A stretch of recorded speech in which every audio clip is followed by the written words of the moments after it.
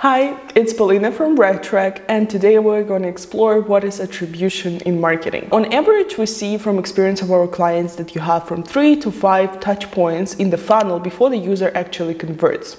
And the attribution comes here to demystify what's going on in the funnel, what's going on with user behavior, and what stops you from more conversions and what helps you to make more conversions and more revenue for your business.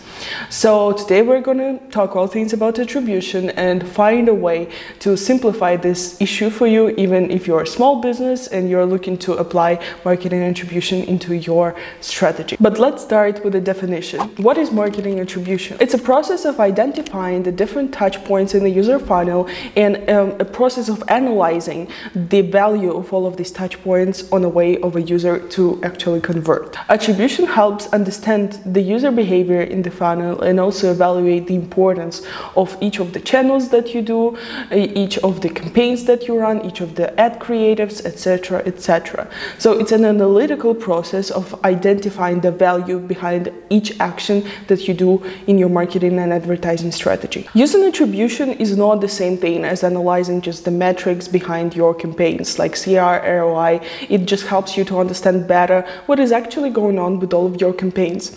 And how does that work? It works through marketing attribution models. Attribution models are special frameworks that help you analyze user behavior in the funnel by bringing your attention to the most profitable touch points and the least profitable touch points. So it's a special way to look at your marketing. Depending on the model that you choose, you might have to make different decisions and you will see absolutely different pictures.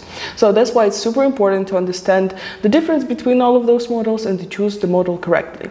Let's look at a few examples of the marketing attribution models that exist out there. There are first click, last click, assisted clicks, linear attribution, time decay, U-shaped. Actually, there are more models that you can use for your attribution, but these are probably the most popular ones out there. What's the difference behind each of those models? For example, first click will assign 100% of the value in your user funnel that helps to contribute to the conversion to the first click in this funnel. So the first channel, the first touch point of the funnel will have 100% of the value.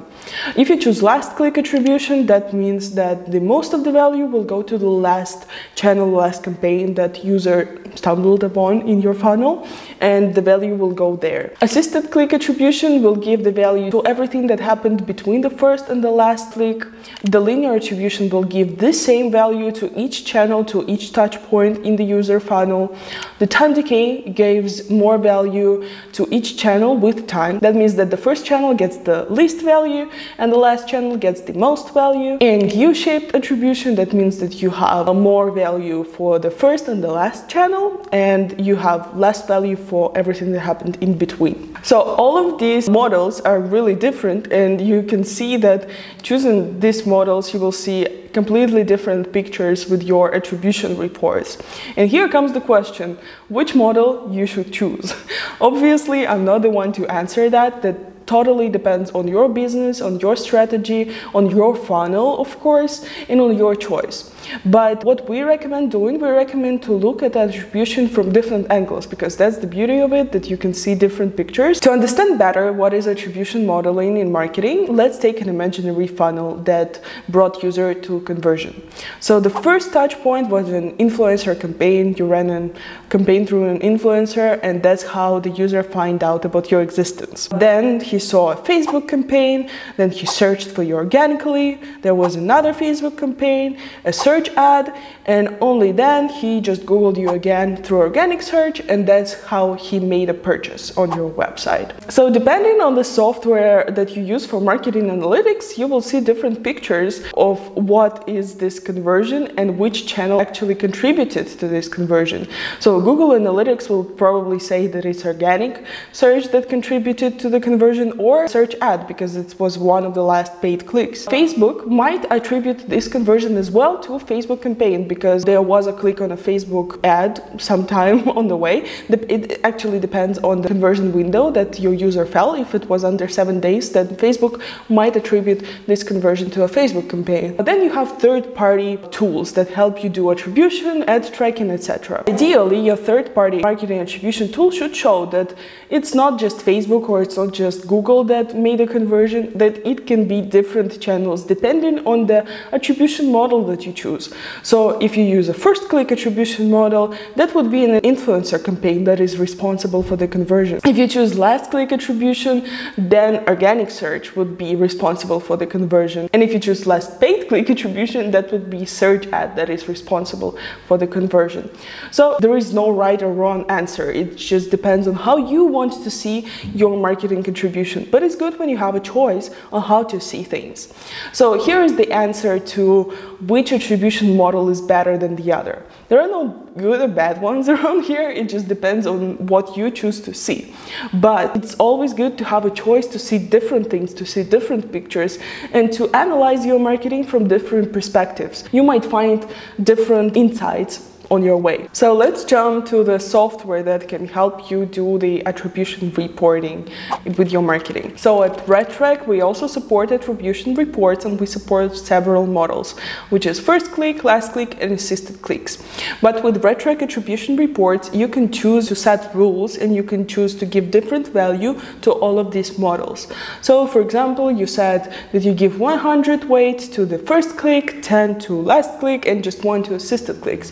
That means that you choose to give most of the value to the first click attribution model. What's great about it, that you can choose to change these numbers, and the report will change the data, and you will see different pictures regarding the performance of your campaigns.